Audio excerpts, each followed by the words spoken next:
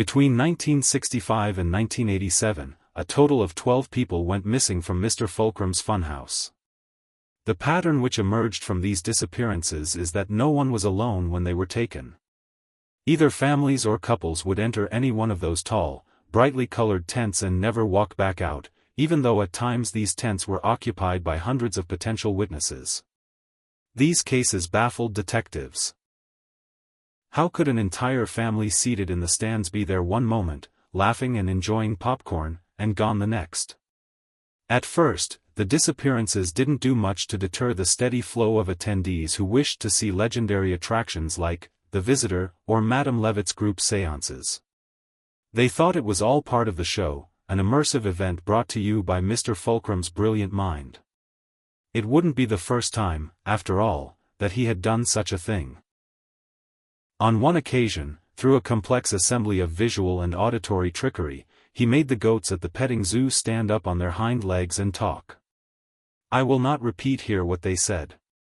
Another time, an employee dressed as a giant worm with the face of an old man used a series of underground tunnels to scare guests by randomly springing up from the earth in front of them, or by grabbing their ankles and tripping them. However, it was not just the creativity of Mr. Fulcrum's tricks or the sights which made people flock in droves. You could go there, smack dab in the middle of nowhere, and taste foods from faraway lands like Romania or Azerbaijan. You could watch Siberian tigers fight Alaskan grizzlies or, if violence wasn't your thing, wander through the world's largest Hortus conclusus. If you were lucky, you even had the chance to meet the Green Man. All of this popularity and wealth should have made Mr. Fulcrum one of the most famous people in the world. Yet very little was, or still is, known about him. Those who saw him in person, both foreign and domestic, claimed they were not able to tell where he was from based off his appearance, though he had a notable mid-Atlantic accent. He seemed polite and a bit on the quiet side, though it didn't really matter because whenever he spoke, people listened. Curiously, even back then there were rumors of a darker side to Mr. Fulcrum. Dogs would either growl or run away when they saw him. Rooms felt colder when he entered. Children would cry and clutch their parents when he walked past. But that hardly steered people away from the carnival, it was just too good. They said there would only ever be one Mr. Fulcrum's Funhouse, always and forever. It was an empire in its own right, unshakable and beyond us all.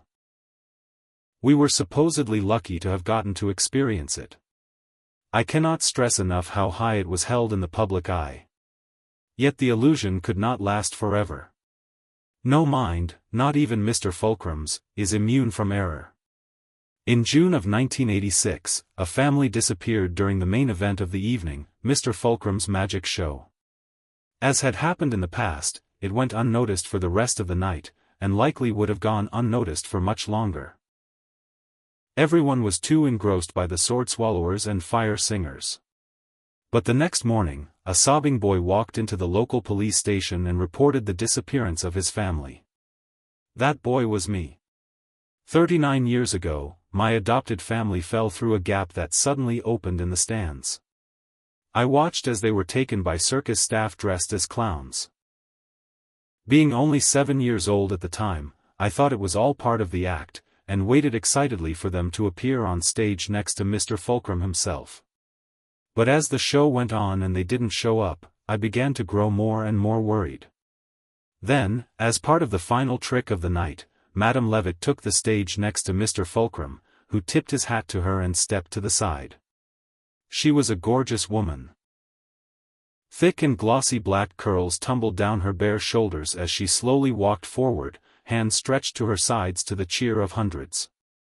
Dozens of rings tipped with multiple kinds of precious gemstones shimmered in the firelight conjured by the fire singers, and her fingers twitched and bent in all manner of shapes as she lifted her face to the ceiling and spoke in a voice that didn't sound like it belonged to her body.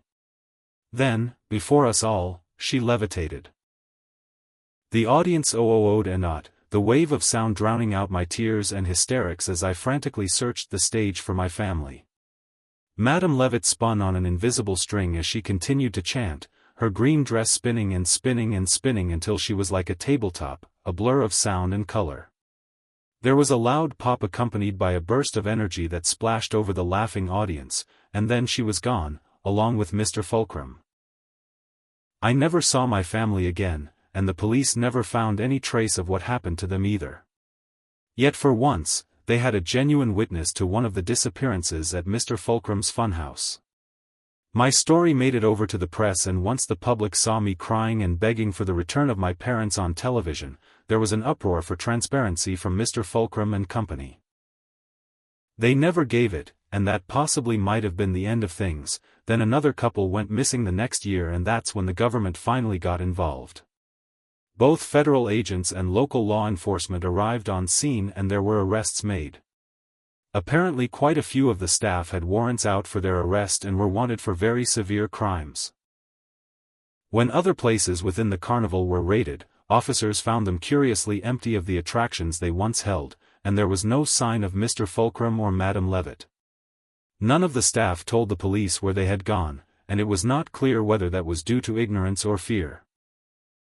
Upon finding the tunnels, agents were surprised to learn they stretched for miles and formed a network that was so convoluted it took months to map it all out, and there are some who think there were other paths that went unnoticed. Here, I want to make special note that one agent reported finding a tunnel that went down so far that a rock he dropped never made a sound. From what I heard, he was put behind a desk for the remainder of his career for making that statement to the press. Years passed and nothing more really came out about Mr. Fulcrum. Nothing public. But there were whispers and rumors that I began to personally track down after I decided to not re-enlist. I guess here I should mention a bit about what ended up happening to me after I lost my family. I was placed back into foster care, and as soon as I was 18, I joined the Marines. It was an easy decision. I was willing to do anything that would get me off the streets and into a job that would teach me how to never rely on anyone again. I wanted to become so strong and capable that I could protect myself and those I love. And throughout that entire grueling process, I never forgot the hate I feel towards myself for failing to protect the most important people in my life. Honestly, there are times where I wonder if I made the wrong choice. I had a great career with the Marines, and my travels to different parts of the world took away years of my life and burned through a lot of the cash I saved.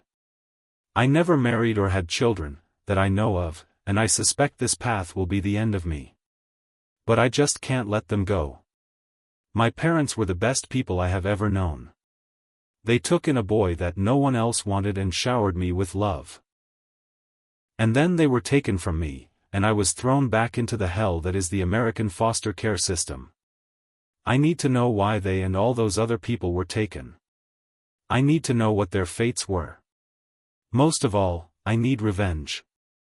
I have wandered through the dark places of the world for over 10 years, all to find a lead on the one person who can tell me where Mr. Fulcrum is.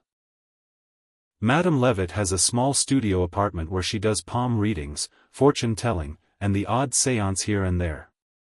I have heard she's gone straight and isn't into the evil shit anymore. She's also very hard to get an appointment with. But do some work as security for some pretty big names in the entertainment industry and you'll find you can secure a meeting. Tonight is the night where Madame Levitt will tell me where Fulcrum went. I am leaving this as a record in case I don't make it back. But if I do, you will be hearing from me.